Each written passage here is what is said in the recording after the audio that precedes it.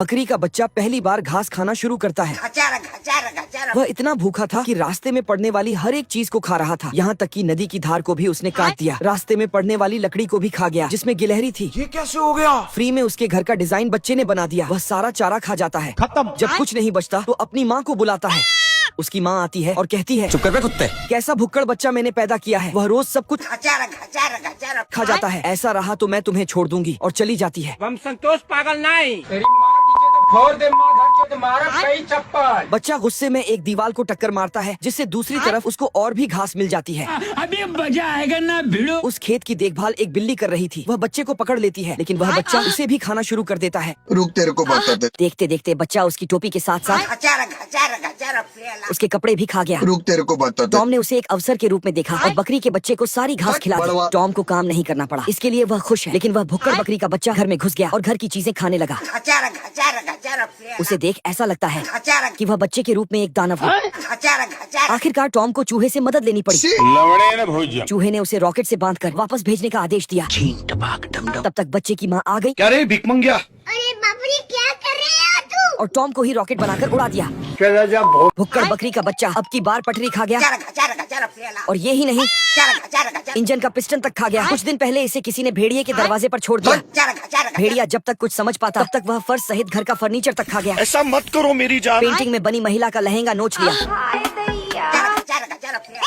और सब कुछ खाते खाते भेड़िया का तंबू चबा गया। अब भेड़िए के पास सिर्फ लाल लड़कियों वाली लेगी ही बची है। भेड़िया ने उसे दूध की बोतल दी, लेकिन उसने दूध निकाल दिया और बोतल चबा ली। फिर उसने प्लेट और चम्मच से सैंडविच बनाया और खा लिया और चाय सहित कप खा गया। 5 मिनट बाद मुंह पोंछने के बाद रुमाल तक चबा गया।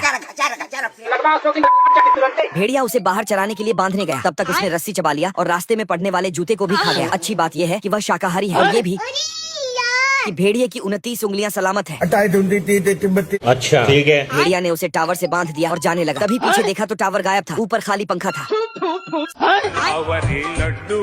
भेड़िया इस बच्चे से कैसे भी करके छुटकारा पाना चाहता है। बाबू अपने थाना थाया। भेड़िए ने सोचा बच्चे को हवा में उड़ा दिया जाए और छुटकारा मिल जाए, पर उसने पतंग को भी निपटा दिया और धागा खाते हुए पास आ गया। उड़ गया मैं तो अब। फिर भेड़िए ने उसे लंबी चैन से बांधकर मेरे अम्मी एक टापू पर जाकर एक पेड़ से बांध दिया। लेकिन अब की बार जय हिंद दोस्तों। वह एनिमेशन को भी खा गया।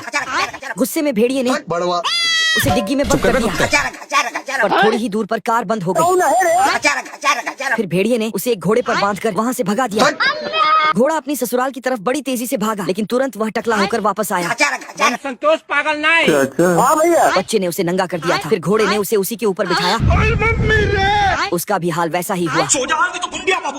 और फिर भेड़िए ने उसे पटरी पर छोड़ दिया और आराम से सो गया। वह पटरी खाने के बाद उसका घर भी खा गया। हमारा घर हमारे तो कुकुर बना हुआ। इससे पहले कि सब्सक्राइब बटन भी खा जाए, चैनल को सब्सक्राइब करो।